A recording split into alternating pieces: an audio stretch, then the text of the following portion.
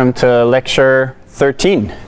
Today we'll cover the last really important model of this class, namely convolutional neural networks.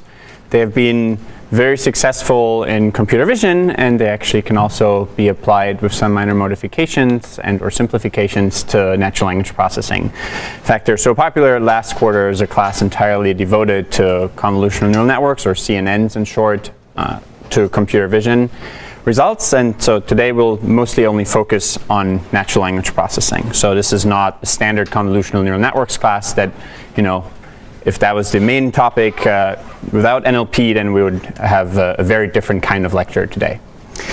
Before we dive into the lecture material today, let's look at the midterm. We have had generally pretty good performance. There are only very few who got above the maximum performance, basically getting some bonus points, and then a large set of people sort of around, more than 2/3 or so of the actual points. So that was good. However, one thing that did worry the TAs and me a little bit was how to derive this part, which seemed to have confused a lot of people. So just want to make sure we're on the same page. It's the only sort of derivative we'll take today, but I want to make sure we're all on the same page here. So what is the definition of the norm, right? So if we just had the norm, the L2 norm of x, and x was a vector in Rn, right, then this would be square root of x1 squared plus x2 squared plus xn squared. But now we have the square of that, so we just have this simple sum, right? And what is this simple sum? Well, you can rewrite this by switching the square here and the square root as also x transpose times x, L2 norm, right? But regardless, drop the derivative here. Regardless, this right here has a very simple derivative, right? x1 squared, the derivative of that, with respect to x1 is just 2x1, right? And so again, we can write these out for all the separate indices, and we just get 2x. So for those people who have missed that, I do encourage you, before this class is over, to really go through the various materials again. Check out the Matrix cookbook if you want to get extra sort of practice taking derivatives of matrices. The Matrix cookbook, just Google for Matrix cookbook, has a bunch of very interesting derivatives that you can take and try to write out sort of by hand, how you would do it, and then see if you can actually arrive at the same solution that is given in Matrix cookbook. All right. Fortunately, there was not that many, but for those of you who were confused by that, it's very important to be able to follow those kinds of things if you want to implement your own neural nets from scratch. All right, so overview for today.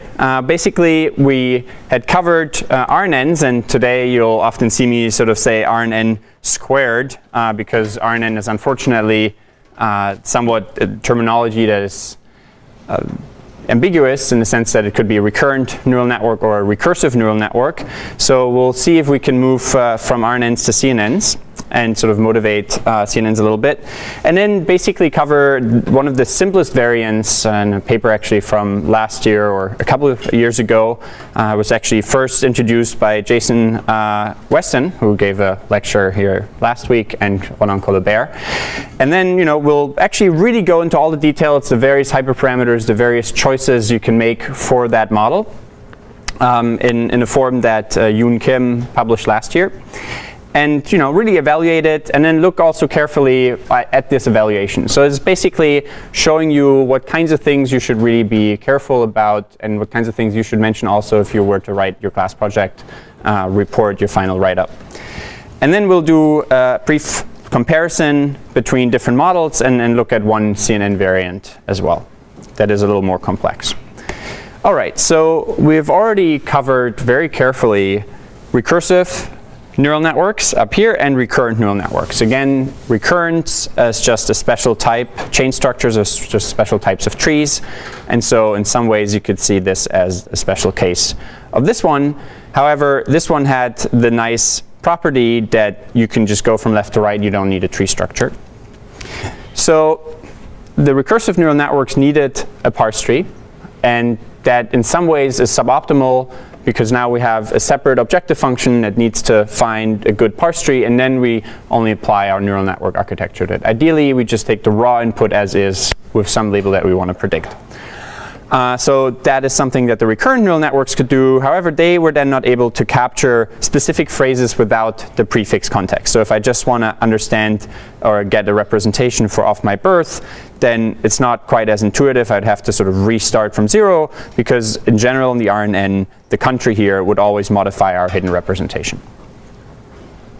And if we were to just try to classify that sentence overall based on the last representation, then for the standard recurrent neural networks, the last couple of words mattered a little too much, and you may forget the first couple of words. So of course, we then also had modifications like the gated recurrent units or LSTMs, which suffer less from these kinds of problems. So basically, the nice thing about the recursive neural networks was that we could get compositional vectors for only the grammatical phrases. So if you actually wanted to understand, how to maybe rewrite a sentence in order to change some predicted output, you would now get exactly the kind of phrase that mattered the most to have something positive. You can also interpret these nicely. If you say, I have not, and then a bunch of longer positive phrases, you see exactly where in the tree the not modifies the positivity, for instance, of the remaining phrase if you were to do sentiment analysis. In the convolutional neural networks, one of the overarching sort of ideas is, well, compositional vectors are good, but if we don't want to require a parse tree, why don't we just compute vectors for every single possible phrase? So if we have the country of my birth, why not just compute a vector for the country of my birth, the country of my birth, the country of my, and country of my birth. Right? So then, if we just computed all of those phrases and vector representations for all of them, then we wouldn't need to, parse initially. Of course, computing more such vectors might be computationally more expensive, but maybe we can have some other trade-offs in how we compute this, and we'll get to that later. But basically, the main idea here is, why not just compute phrase vectors regardless of whether this is an actual grammatical phrase?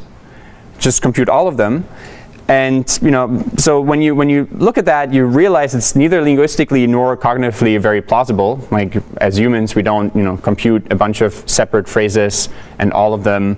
Clearly, linguists wouldn't agree that it's that useful to have the country of or country of my as a separate phrase, but you may have some gains, and we'll get to that later. So, what is convolution? You can write the general 1D discrete convolution, oftentimes used here the star, though we won't use that notation much in this lecture, basically as just the sum here of two functions where you keep modifying and shifting one of them. And so in computer vision, this is a really great way to extract features from images. And this is one sentence or one slide here, when really you could give an entire lecture on convolutional neural networks for images. So I just want to give you a very high-level intuition here of what convolution does in 2D, because oftentimes we can actually have multiple dimensions too for NLP. So here's a 2D example. The yellow part that you see here moving around is what we call our filter, and the little red font here are basically the filter weights. So you have here 1, 0, 1, 0, 1, 0, 1, 0, 1. This is our filter weights. And now the operation of convolution basically just so-called convolves or shifts that filter across the image and computes basically just a simple sum of multiplications. So if our input of the very top 3x3 quadrant here is 1, 1, 1, 0, 1, 1, 0, 0, 1, then we basically multiply all the values of the filter at this stage right here and sum them up. So if you do the math here very quickly, you'll see this is exactly how you would get 4 here, by just multiplying all these numbers and summing them up. So that is really all there is to it. That is the general idea of convolution in 2 dimensions with a simple filter. Of course, those numbers will be different, and the main idea for us will be to actually try to learn what these filter weights should be. Are there any questions about what we see here?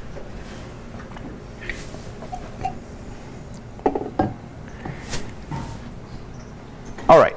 So of course, we don't necessarily start with 2 dimensions in natural language processing, right? We usually have one vector representation for each word. But instead of having the R and N here compute only bigrams for my birth and the country, and later on compute longer phrase representations, what the first layer of a convolutional neural network would do is just compute a possible representation for every single bigram in the first layer. And one simple way that is the most familiar to you to do this computation is exactly the same equation that we had for recursive neural networks, where we take each child, we concatenate the 2 child vectors, apply our affine transformation, a simple matrix multiply of that, add a bias term, and apply an element-wise nonlinearity. That is the simplest first convolutional layer. So why did we call this a convolution? You can essentially see this as having vectors here, and now you apply the filter to these 2 words, and then you convolve, you shift the filter 1 to the left, and you apply it again. You shift it again, 1 to the left, or sorry, 1 to the right here, and you apply it again. Shift it again. And so basically just reapplying this, and it turns out in this case here, you don't even need to actually shift it. You can in parallel run all this computation, right? Because running the filter here doesn't really modify what you did here. And this is actually where you can get advantages, because you can run things in parallel. All right. Does that make sense so far? Great. Okay, so now we eventually want to have a representation of the full sentence. And so we can basically, there are different options for getting there. And the very first option, which is the simplest to understand, but not necessarily the best, and we'll see variants very soon, is to just basically repeat this, but use a different set of weights. So instead of having just the first W here that allowed us to compute the bigram representations, now we'll just take a different set of weights, and we do the same thing again, which is we convolve a different set of weights over these vectors now. And we just take the same W2 here, apply it to compute this, same W2, compare this, and so on. And again, it's the same exact equation that we had before. Yes? Would it ever make any sense to zero pad the ends? That's a great question. Would it make sense to zero pad the ends? I'll very briefly, towards the end, define the difference between sort of a narrow and a wide convolution. For now, we'll just assume we only have the narrow convolution. We'll come to zero padding soon. Yeah, great question.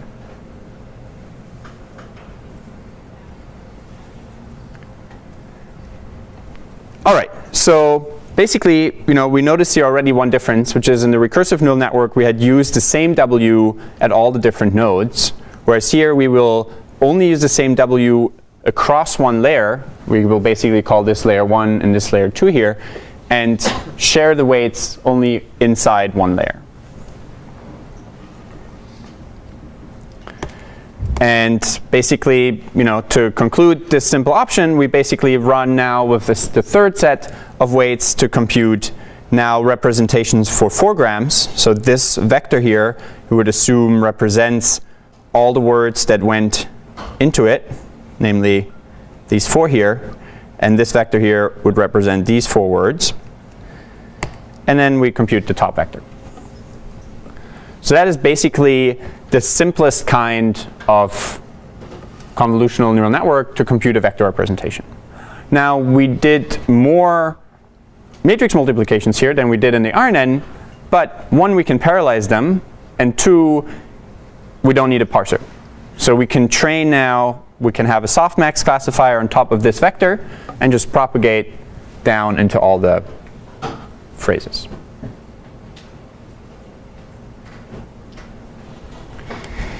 Cool. All right, so that is actually not the kind of CNN most people would use. So let's walk you through very carefully all the equations for this one, which is much more practical and has shown really good results. It'll be the next couple of slides, and the majority of this lecture will be this model. Basically, what we introduce here soon will be a new type of layer, which we'll call a pooling layer. This model is based on, like I said, Colbert and Weston and Kim. In 2014, he had a very interesting short paper, Convolutional Neural Networks for Sentence Classification. OK, so let's define this model. It will actually only need one single convolutional operator or convolution in the model. We'll have, again, our word vectors. We'll call them xi, and we'll define them to be k-dimensional vectors. So these dimensions here are important, so I have to pay attention now to some of these definitions to understand all the operations. So then we will actually define the sentence as basically one very long vector. So x1, x2, this will be our operation for just concatenation. So we'll assume here these are row vectors, and we have now one very long row vector of length n times k, right? Because we have n many word vectors, and each of them is k-dimensional. Now we will define this notation here, I colon I plus j, to be the concatenation of all the words in the range from I to j. So if we have 1 colon 2, then it's basically just vector 1 and vector 2 concatenated. But we can also have 3 to 5 or 3 to 6 and so on. It'll just be these vectors concatenated in a long row vector. Yes? Do you know why they did this in terms of a long row as opposed to doing a big matrix where the dimensions are like? So right now, yeah, we'll get to that soon. It's basically the easiest way to define the model. You can actually eventually define them as row vectors or as column vectors and just transform your various matrices and so on. But it'll eventually boil down to just transposing various things, so it could be the same. Because then for each convolution, each dimension would be infinite if you have it lined up in terms of a 3D matrix. Right, but you can also you can actually also have yeah, it'll boil down to the same thing. You can either transpose it now or later. But you could also convolve, and that's another variant, you can convolve over different dimensions too, right? So we'll get to that also. But yeah, so for now, what we'll do is we'll just convolve over this vector, and we'll just assume, this is just one very long vector, though when we write xi, we'll actually don't assume this is the ith element of this vector, but it is the ith beginning of that word vector. So that's important. All right, now we will define a convolutional filter to be basically a vector that is of length h times k. And this h here comes basically from defining a window size of h words. So if we want to have this kind of convolutional filter here that takes 2 words to compute a vector representation, then h would be 2. But we could also go over trigrams or 4grams and so on, and basically multiply all of those together. So here, if, for instance, in this example, the simplest case, if we wanted to compute this vector right here that represents these, some combination of these 3 words, then these 3 would be the inputs. So how do we actually compute this? Basically using this equation right here. So again, note this vector, this w here is a vector. Our filter for now is just a single row vector. And we basically define our size h, again, randomly. We could have our own definition. It doesn't have to be 2, as in this example. It could be 3. And then we'll just basically have an inner product here between this filter w transpose times the word vectors concatenated for exactly that, starting in that position I, plus the window size -1. So if 3 here, we just basically concatenate these 3 windows as one long row vector and multiply the w. It's fairly straightforward. So this is basically, the definition here of a single neuron, as we've had in many other models. It just happens to be the case that we will compute this CI here for C1, C2, C3 using the exact same W in each computation.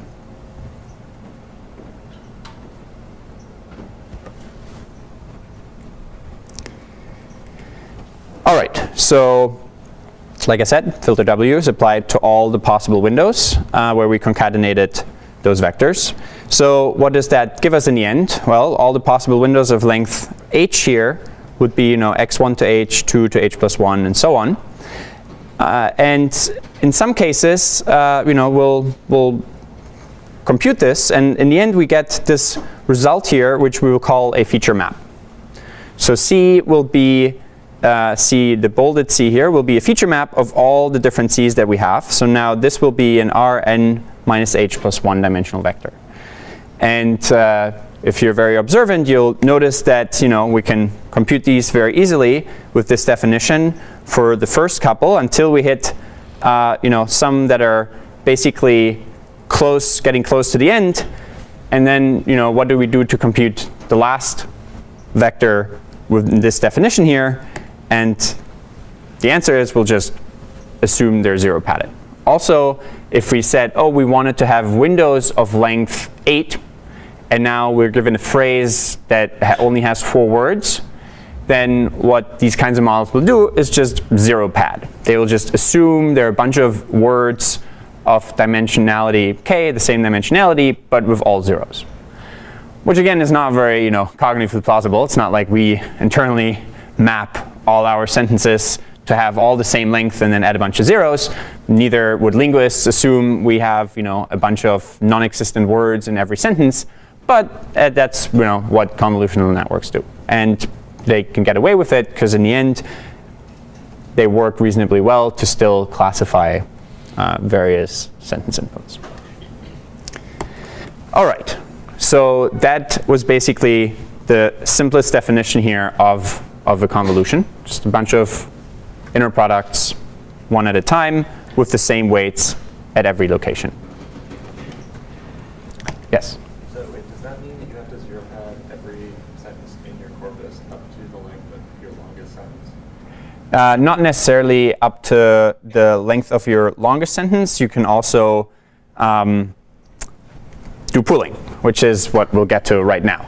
Basically, you would get now, that's a great question. Basically, when you think through this, right, you now have a different number of vectors here, right? So if you have a very long sentence, you get a lot more numbers C1 here than if you had a very short sentence. But in the end, if you wanted to plug this into some classifier, you want to have a fixed number of dimensions. And so there are 2 options. One is the one that I described in this model here, where we just keep going higher and higher until we have in this pyramid scheme a single vector.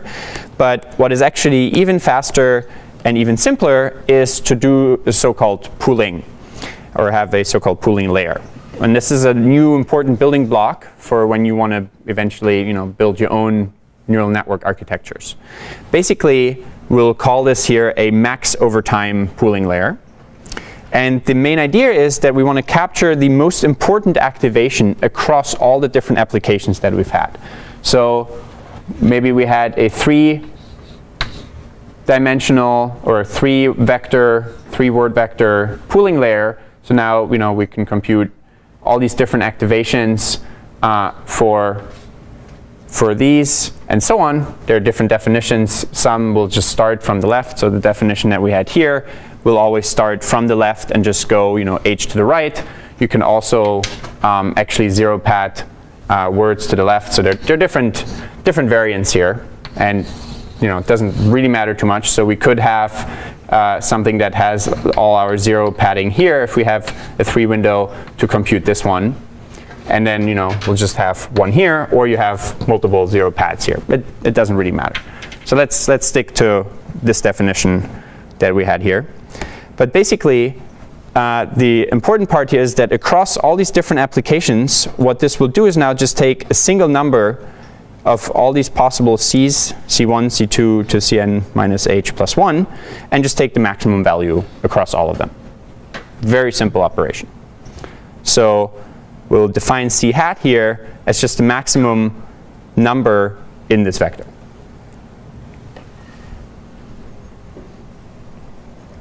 And we'll call that pooling. We're pooling all these numbers down to only a single one.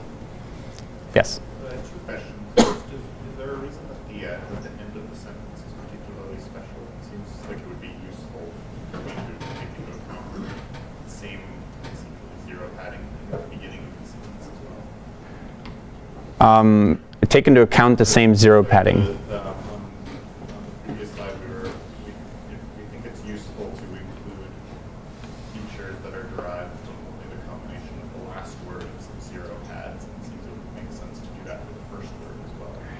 Well, like I said, you can have different definitions. It turns out to not matter that much overall. You're basically going to capture, you want to mostly capture all the various n-grams. You want to capture some really important words by themselves. So you could even have a convolution with a single window and then pool over that.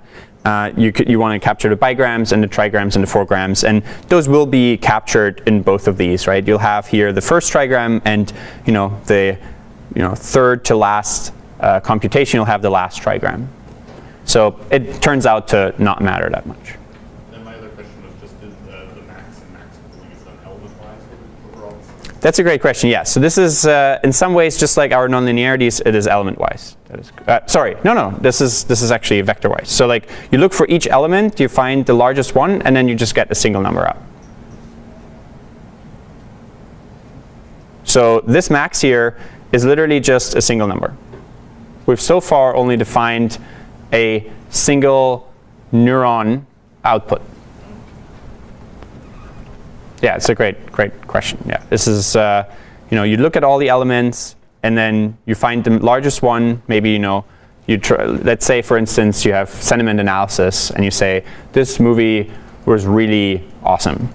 And now you look at all the bigrams, and basically you would hope that after training our weights W here, which we'll use again, same sort of backpropagation kinds of algorithms that we had before, we would hope that very awesome has the largest activation for the filter that tries to find positive words. And then we just take that single number. And this leads us to probably the exact question that you had here. Obviously you want more features than just a single one. And so eventually we can actually have various matrices and have multiple filters, and then eventually this will be element-wise. But in this definition right here, so far, we've only defined a single filter, and hence we only get a single output. So how do we actually make this model more powerful and allow it to capture different kinds of filters and different kinds of features? Basically, the main idea is we'll just have a whole set of these W's. So instead of having only a single W vector, we'll have a bunch of them. And this is also when it now kicks in that you can actually do matrix multiplications across your different vectors to get different elements. And so, however, because we have our max pooling, the length of the actual C that we have here is irrelevant. So we'll have, if we have 10 different W filters, we'll have, in the end, exactly 10 bolded C's, right? And even if one filter is, a two-dimensional filter, so one filter may only go, over these, and another one might go over all three.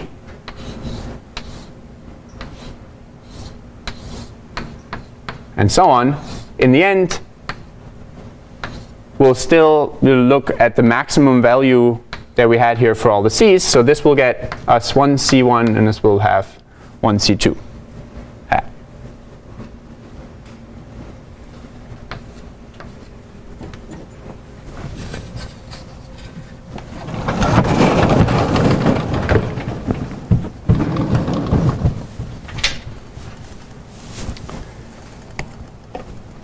All right, so that's basically it. This is a convolutional neural network for you for NLP. Yes? So it seems like this type of max pooling layer is throwing away all of the location information. Sorry, say again? It seems like the max pooling layer is getting rid of all the location information Yep. in a sentence. So like if you have in your example, this movie is really good, you want to actually know that it really comes before the word good. And it seems like that might be like relevant for doing sentence analysis. So it's a great question. The question is, basically this max pooling operator loses the locality of where our features actually happened.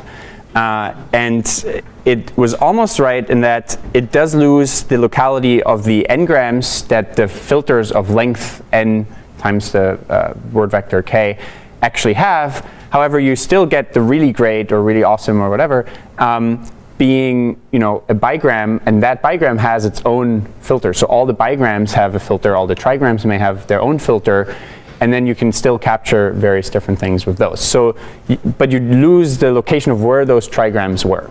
Sure. So if you rearrange the sentence like sort of randomly, but I guess you have to maintain like the n-gram. And you can't really maintain them because the n-grams keep overlapping a little bit, and so it'd have to be quite complex to try to get the exact same representation.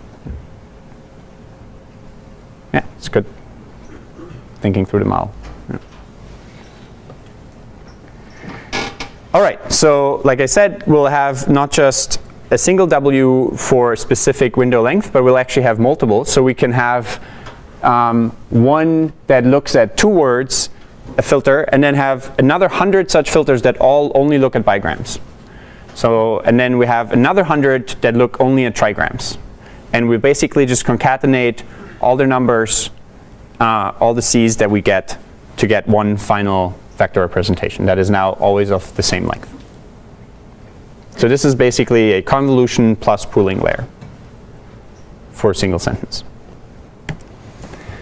So now in the paper by Kim, we actually also have a couple of extra tricks, and one is so-called multi-channel idea.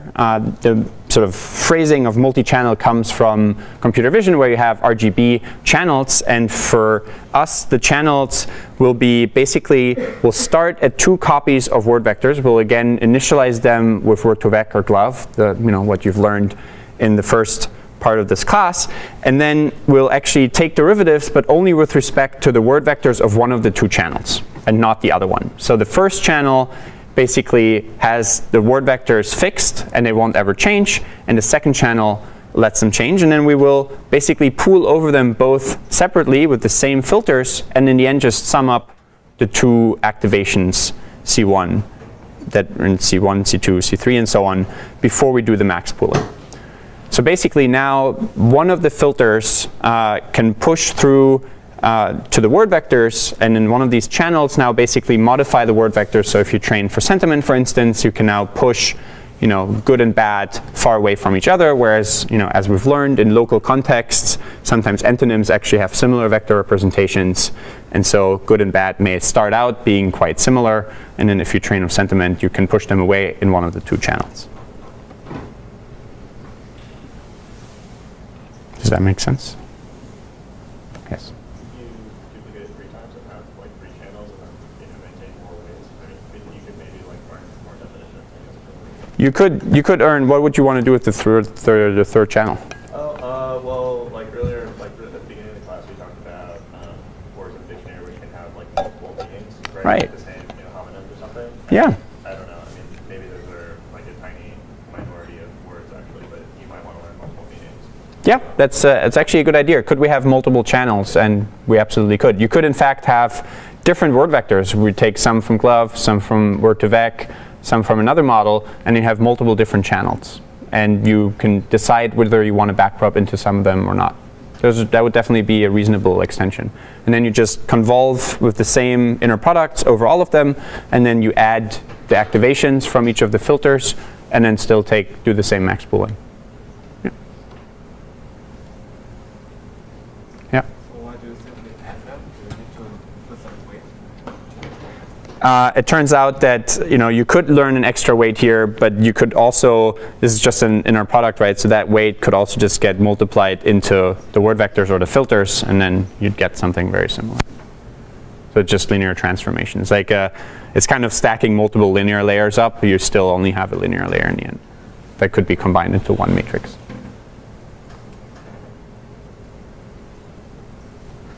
Cool. All right. So that was basically our first convolution, followed by one max pooling layer. And that gave us the final vector of a bunch of C1s to CMs, assuming we have M filters. And again, those filters could have various different window lengths. So the first set of 100 filters goes over bigrams, next set of 100 filters goes over trigrams, and so on. So now once we have our final feature vector Z here, we'll basically just apply a softmax layer that we already know, and we can get our final output. And now if you wanted to do the math here, you would basically, the only thing you would have to remember is which one was the maximum value, because all the other ones in your set of C's were basically 0. So you only backpropagate to the one that actually had the highest activation. But other than that, it's the same kind of backpropagation algorithm that we've covered in all its gore details before. So to help you be able to read the literature, here's the original picture from Yoon Kim's paper from last year, where we basically have a sentence here: wait for the video and don't rent it. And basically here we have our n by k representation of the sentence, where we assume here we have one non-static channel. He calls the static channel being the word vectors that stay where they are from the initialization, and the non-static one is where you actually backpropagate into the word vectors. And so we have here n words. And again, we possibly zero pad them if we have a very short phrase that doesn't even have n of them. And then each word basically has k dimensions, so we have here k columns. And then we have different filters. So the first one here is 1, 2, 3, 4, 5, 6, 7 times. We can apply here a bigram filter that basically multiplies all the elements in these two rows and sums them up to give us this number. And we could have a different channel here, the one in the back, where we have a trigram filter, and we multiply all the weights here, sum them up, take the max, sum them up here, and then we get basically this activation at this area. And then all these different filters, so this trigram filter here only has 6 instead of 7 different elements that it computes for your CIs. But in the end, you just take the maximum value across all of them to get your max pooling over time layer. And now that's fixed size, and you plug it into your softmax.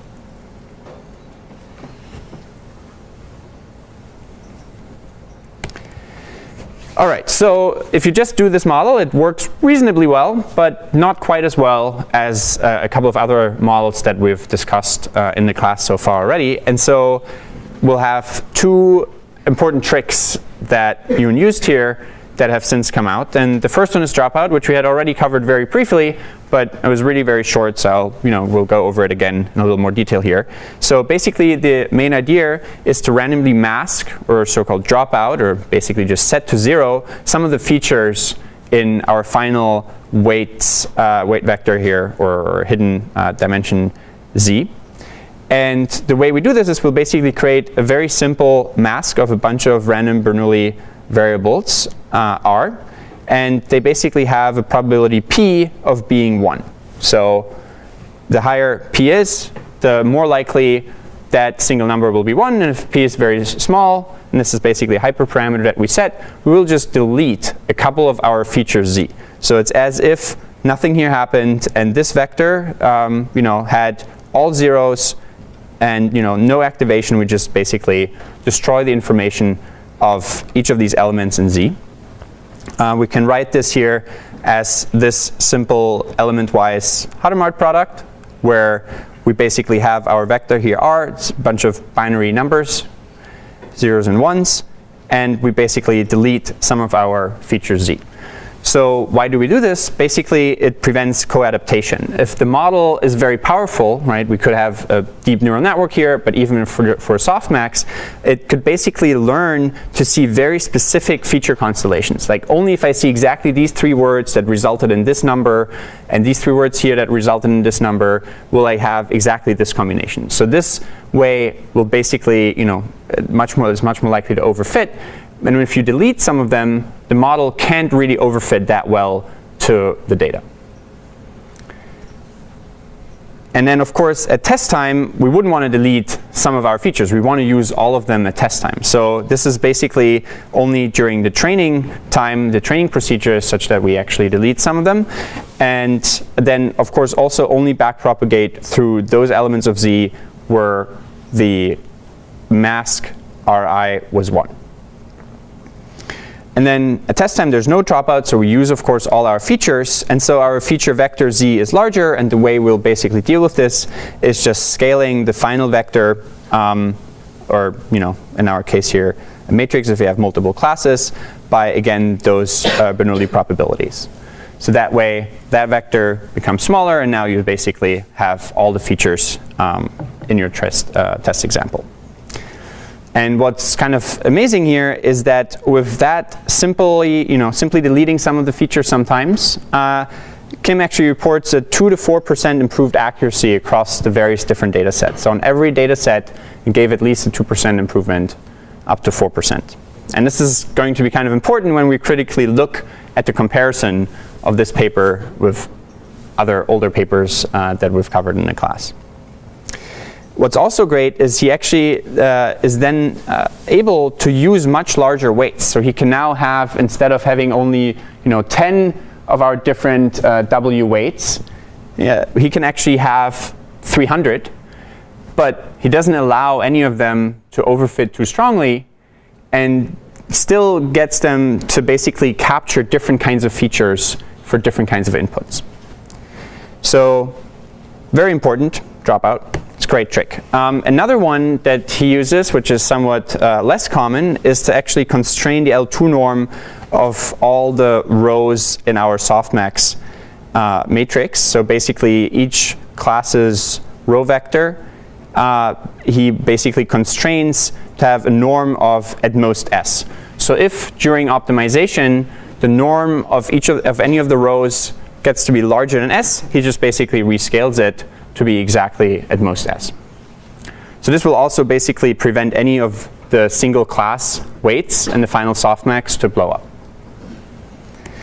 All right, so what are all the hyperparameters of the model that we've now looked at? And what are they actually set to in the paper?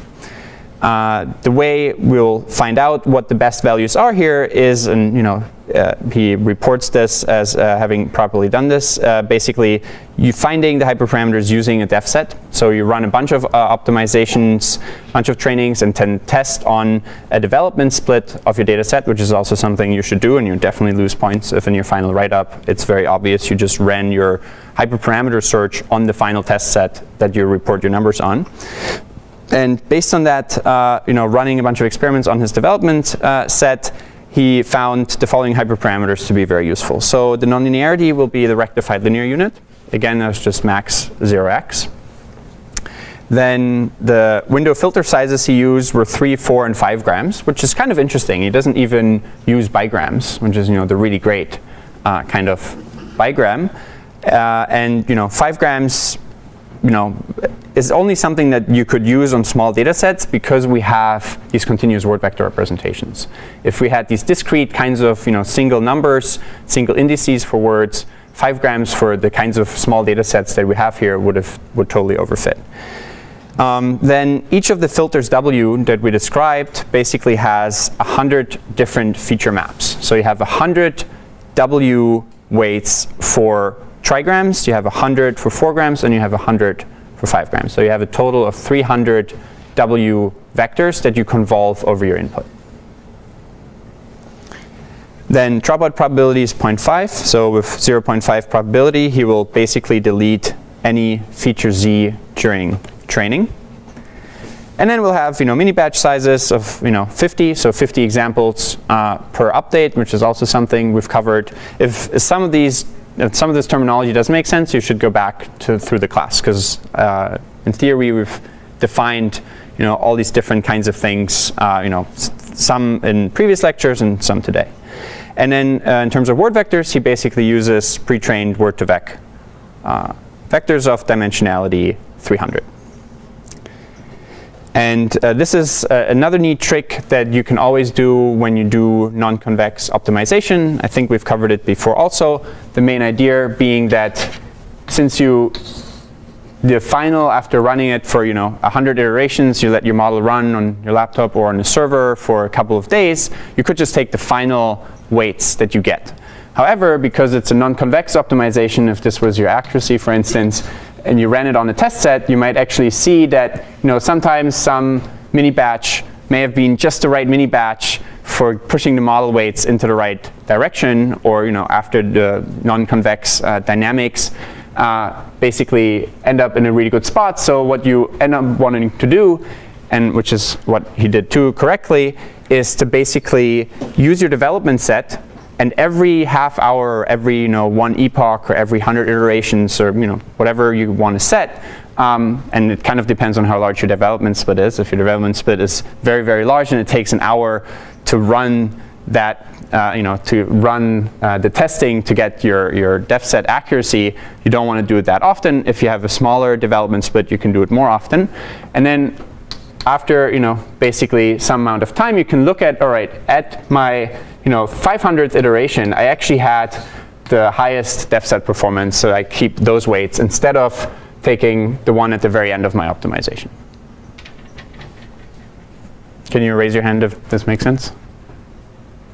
All right, great.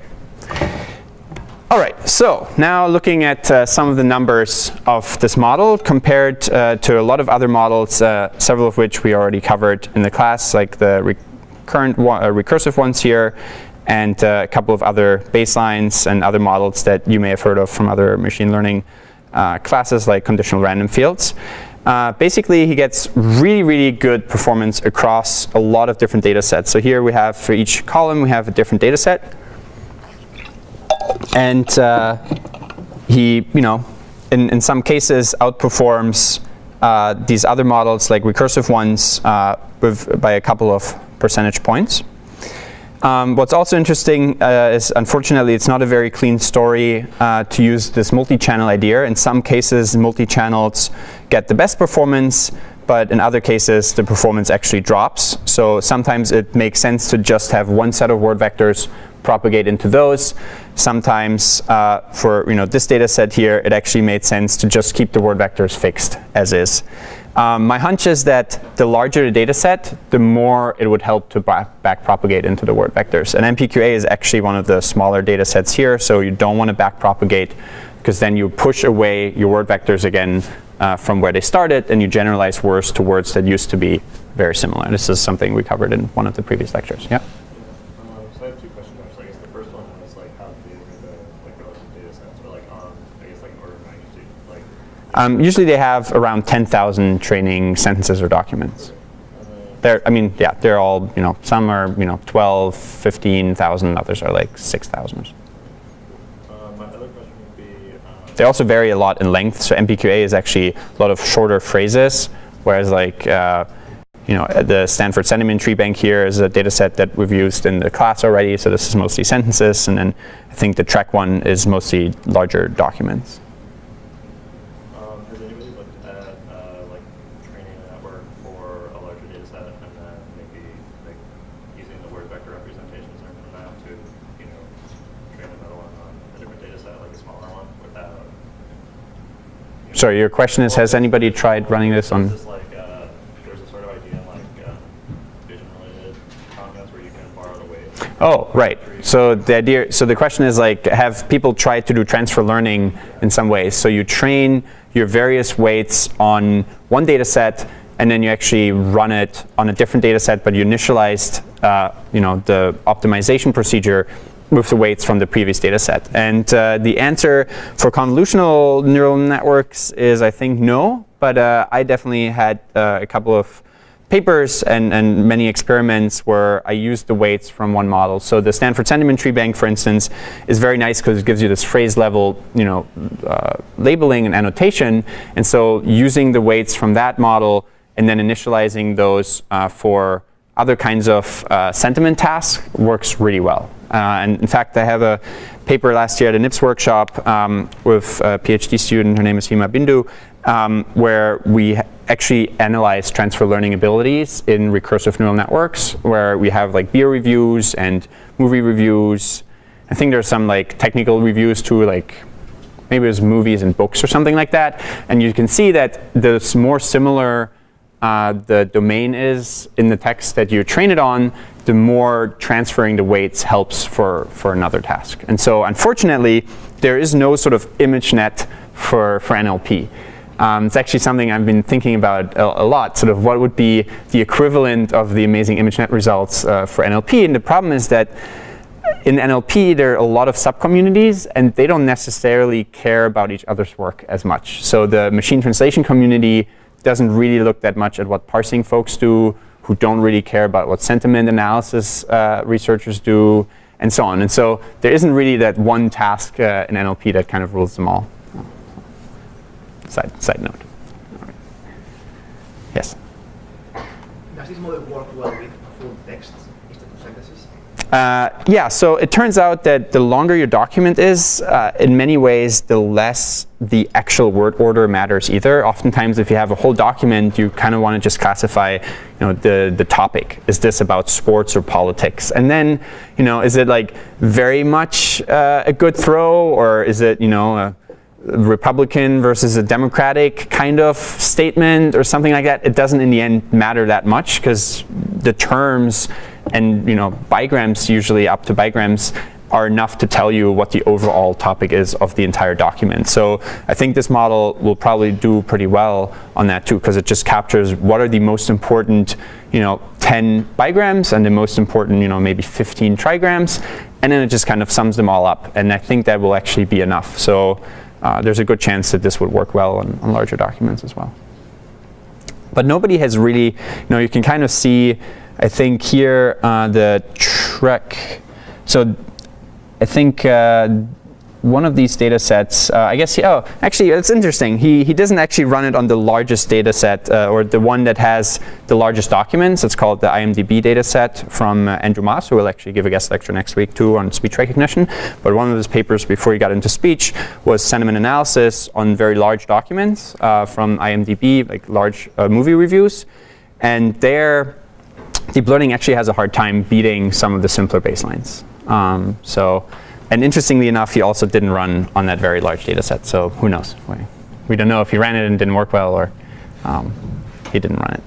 My hunch is the larger the documents, the less deep learning has yet really made a huge impact on classifying correctly what you see.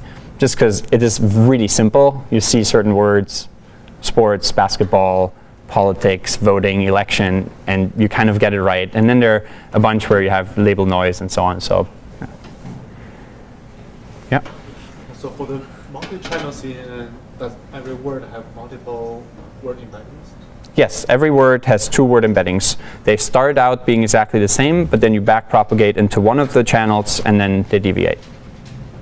So fix one, and change the other one. That is correct. Then does the convolution become 2D convolution, or still 1D? So you can still see it as it's the same filter, right? And so you can kind of see that it's basically equivalent, right? It's you can have the same filter copy twice and convolve over it, or you do it one at a time and then you sum them up. It becomes. So the same W applies to. It's the same W that is applied to both channels. Yes. Was there like a word frequency cutoff for the model that your CPD remove fluctuation or stop words or anything like that? So he did not have a word frequency cutoff, but if he had an unseen word that wasn't in word2vec, he just initialized it with small random numbers such that the variance of the initialization is roughly similar to the variance of the rest of the known word vectors. So you basically just initialize new word vectors for every new word that he sees, which is also a subtle but important difference to a lot of prior work, which is said it's an unknown word, and we don't have it if we don't have it in the original set. Good question. All right, from the questions I see that people are actually starting to think about these models more, which is great. I guess you hopefully have all started to work on your problem set, the final project. So, milestone is due tonight too. And you get bonus points if you run on the right data set that you use for the end too, and you've already run some baselines. So. All right, so let's try to be a little critical here and see what the problem was with this comparison. So in the paper, it is mentioned that Dropout gives 2 to 4% accuracy improvements. And Dropout was invented and sort of popularized in late 2012. So the various papers from 2011, 2012 basically didn't have that ability. And so if you now add 2 to 4% to several of these numbers, you will then have to question, well, is the model actually better, or do we just have better optimization techniques now? Right? And this is something that you should also be very careful about. When you run something, you want to tend to optimize only your model, and one, it takes a lot of time to implement baseline models, and two, it takes a lot of time and computational resources to tune them properly as well. But if you find that something works incredibly well, in your model, you should probably apply that same trick or optimization improvement to your baselines to make sure that your model is actually indeed a better model versus you just spend more time and use more tricks to optimize it. That being said, obviously this is still a really cool result, right? We didn't need parse trees. Is very quick. You can parallelize a lot of the convolutions, and what becomes kind of a cognitively and linguistically implausible and so not nice property of the models, namely the zero padding, is something that helps you a lot when you want to run this kind of model on GPU. We'll hopefully cover that next week, but GPUs are very good at doing the exact same matrix multiplication in parallel many times. And so if everything is exactly the same size and it's the exact same kind of computation, you can use 5,000 cores of a GPU to do that kind of computation. And this kind of CNN model has that ability, right? And if the words, the phrases or sentences are too short, you just kind of zero pad them. They're all nicely in the end in the same size. Your batches all have the same size, and you can very efficiently pipe those through generally multi-core architectures. Even on CPUs, this is something that benefits you because you don't need to have a bunch of branches in your code. So the difference here to the window and RNN architectures that we described is basically that they use dropout, and they also had many filters. And so when you think about this, in all our RNN models, what we had written is basically using only a single weight W. So in our main equation, we always computed a parent vector P from two children as f of W, child 1, child 2, plus P. And we use the exact same W here at every single node of the tree. Now, the nice thing of convolutional neural networks is that in that sort of model family, that was nobody ever tried just using a single filter. Why would you? You can, in images, you might want to have one filter that finds edges of this kind, others that finds edges of these kinds, and so on. You might want to have one filter that fires for different colors, and so on. So it's very natural for images to have used multiple filters, and this is something that helped convolutional architectures a lot too. But again, we can think of trying to apply that idea of having multiple filters also to recursive or recurrent architectures. In some ways, you can see the LSTM model, for instance, that we've had, as having multiple different filters also, multiple different W matrices as you go over time. Of course, they also were connected in various different ways with the gating mechanisms and so on, but you get the idea. And so there's actually, nobody has explored that in recursive neural networks for language. I had one paper 3 years ago where I basically showed the differences between convolutional and recursive neural networks, but it was on 3D object classification, so not going into that model because it has nothing to do with NLP. But basically, those two ideas of having many filters and using dropout can be used also in recurrent and recursive neural networks, and it's actually something that hasn't been explored very much for NLP. So if you're looking to explore an interesting new model, this could actually be something for your class project. One thing that's also interesting, and so I think the word is still out, what kinds of models are the best, the tree LSTM model that Kai Sheng Ai and Chris Manning had published and will come out at ACL later this year, actually obtains even better performance on some of the sentence data sets that we had here, namely the Stanford Sentiment Tree Bank. So the word is still out sort of which one is the best model. I think probably next year when we're at the same lecture, there will be some new interesting updates. So let's look at a little bit of a comparison here between a CNN and an RNN in the last couple of minutes. Basically, this is the kind of graph that we could see with the simplest CNN, the one I described in the very beginning. And of course, if we ignored in the second part, or well, thinking about the second part, you basically just ignored those last 3 layers here and you just pooled over the first one, and that was it. But assuming we have this simple architecture, the main difference between the CNN and the RNN in terms of the architecture here is basically just those 3 extra layers that you have in the CNN. And so in the RNN, you just basically don't compute those if this was your tree structure. And what you notice here is that you can actually recover one model. You can sort of smoothly transition between having a CNN type model and having an RNN type model. So what are the transitions between those two models? The first one is the so-called stride size. So what is the stride size? Basically, in your filters, let's say you have multiple words and you have a filter here that is a 3 word vector filter. Now, if you have a stride size of 1, you would just move it 1 over, right? For each one, you move it 1 over. If you have, however, a stride size of 2, you would actually move it 2 over and then only look at this, right? And so the nice thing here is you notice if you basically have the stride size being as wide as your filter size, namely you have a 2-dimensional filter, then if you just have the length of that minus 1 and you go to the next one, the 2 models start looking very similar. So the stride size basically for RNNs is such that the filters never overlap.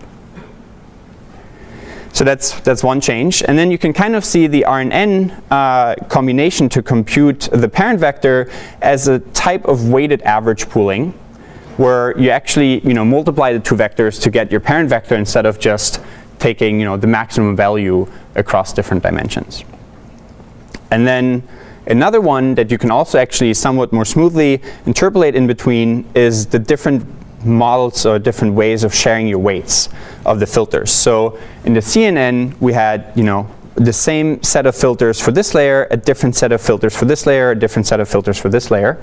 Whereas in the RNN, we have the same one in across the layers and across the different depths and location and everywhere. It's basically the same set of W.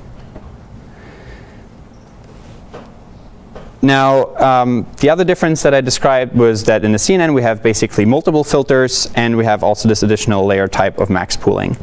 And of course, the other major difference is that oftentimes for RNNs, we actually use an input-specific tree. We use a grammatical tree structure that will compute vector representations only for those phrases that we could easily replace and that are actually grammatical, whereas the CNN just computes phrase vectors for every single phrase.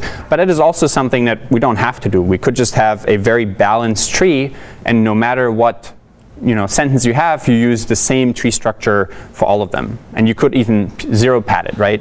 In fact, you could make this kind of CNN somewhat recursive by just not sharing the weights only inside one layer, but also between the different layers, and use the same W here, here, and here. And then you'd have a recursive convolutional neural network. So basically, you don't want to be too religious about any of these choices. And if you really want to learn about these models and gain intuition, you can actually try multiple different variants of them. And talking about variants, here's another convolutional neural network variant that actually came out before the simpler one I just described, but turns out, it was actually compared to, in this comparison here, this is this model right here, and it actually didn't do quite as well, though it's not clear if they all use the same optimization, so you have to take that with a grain of salt. So we'll cover it, but not in as much detail. Basically, what's interesting here in this paper, it's definitely a nice paper to read by Nell Kaltenbrenner and Phil Blunsum and Edward Gravenstetter from mostly Oxford, is basically a different type of complex pooling schemes where they try to keep around some of the location. They don't just do max pooling over all of time, but actually try to keep some location of certain bigrams and trigrams and sort of combinations of weights and not just single numbers. And they don't just do one convolution, but they actually do multiple convolutions. And there's also a previous question, I think from over there, from you, where you asked, like, could you convolve over different word vectors also and different dimensions, and this is also something they explore. So here, they start with having multiple weights, but they actually do a wide convolution. So they have, they end up with C's that have actually more C's than there are inputs. So far we've mostly described sort of narrow types of convolution. And then you can basically pool in various different ways, and then after you pool locally, you can now convolve again over those pooled inputs and so on. You can do that actually multiple times, and it turns out in computer vision you might want to do that 20 times. You convolve over some inputs, and then you take the maximum value only in one of the ranges and one of the blocks of your original input, and then you convolve again. You keep doing that many times, and you can then also actually convolve across different dimensions. There are lots of options. Basically, that's the number one takeaway message here. And sometimes they work better, but really it turns out for a lot of sort of general sentence classification, the simple single pooling, single convolution with one pooling layer actually worked well enough, and if you optimize it well, even better than this more complex architecture. What they had actually tried to use these kinds of convolutional neural networks for was also machine translation. In fact, this was one of the first successful neural machine translation efforts where they used this convolutional neural network for encoding and then used a recurrent neural network for decoding. So we had this kind of task already when we looked at LSTMs in a previous lecture, where we just had one LSTM for encoding and the same kind of LSTM for decoding. The very first model of this kind of neural network family for machine translation was actually, that was successful and run on a reasonably large corpus, is this one, where here we have a convolutional sentence model. They call it CSM. It's really just a standard convolutional neural network, the way we described it in the beginning. And then they condition a recurrent neural network to basically generate the output sentence. And we also already looked at this generation, and basically here you had your softmax for all the different outputs of the different language. Are there any questions about this more complex model, modulo some of the details? Mm-hmm. Why do you use CN for encoding and not Why do you use what for encoding? CN For encoding? So there are some nice reasons for it, and this is actually just one of the models. There's another one where they then have a decoder that basically opens up and has a large dimensional vectors. Why do you use this one versus a recurrent neural network is your question. In some ways, you should really try both and see what worked best. And in their case, that's the model they tried, and it worked really well for them. I think that was largely because in 2013, just 2 years ago, LSTMs weren't quite as popular yet. And if you just used a standard recurrent neural network, you couldn't do very well in the translation, because the last vector will have basically forgotten a lot of the previous, like the first words of the sentence. Whereas now, if you have a very large and deep LSTM, because of the gates that we described in that lecture, you can actually keep around longer term dependencies, and you can remember what kinds of words were in the beginning of the sentence.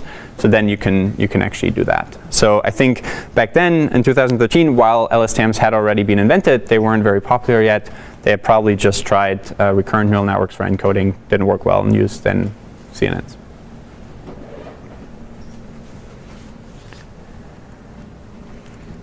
All right, so let's finish the last couple of minutes with a quick model comparison of the various models that we've looked at so far.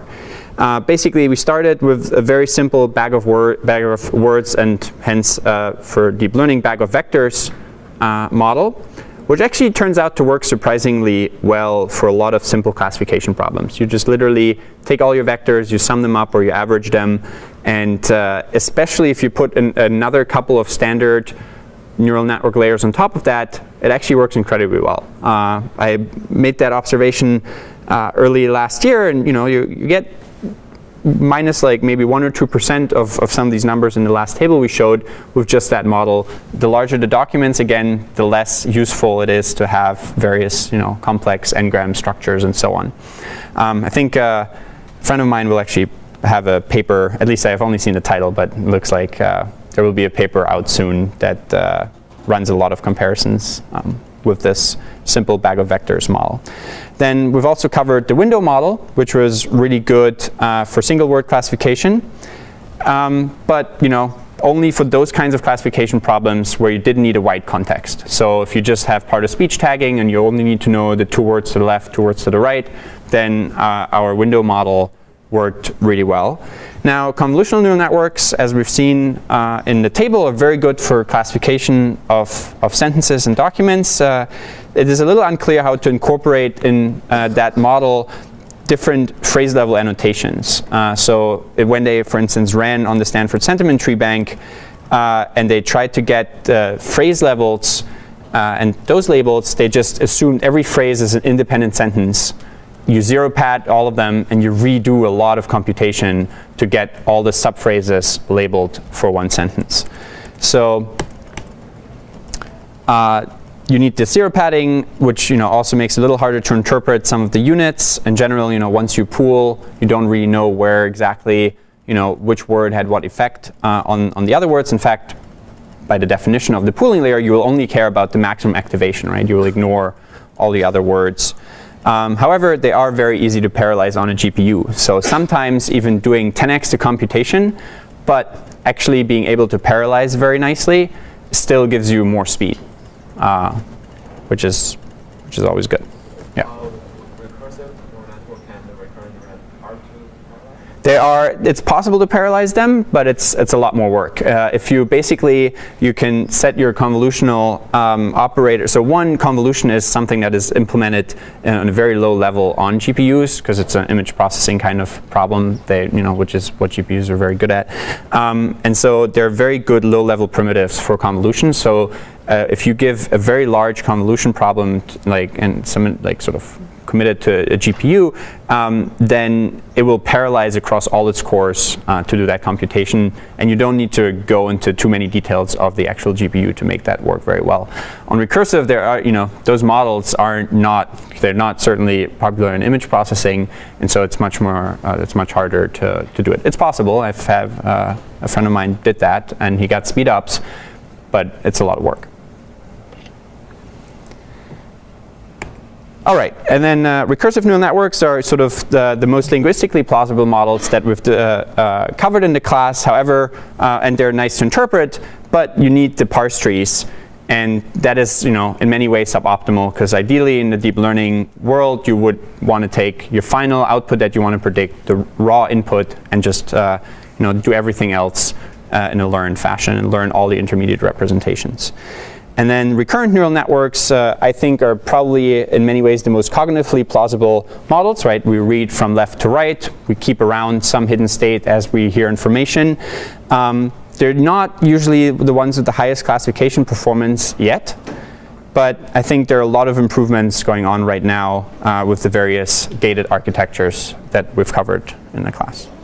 All right, next week we'll just cover a little bit of speech recognition and look at this efficient implementation and efficient implementation details on GPUs.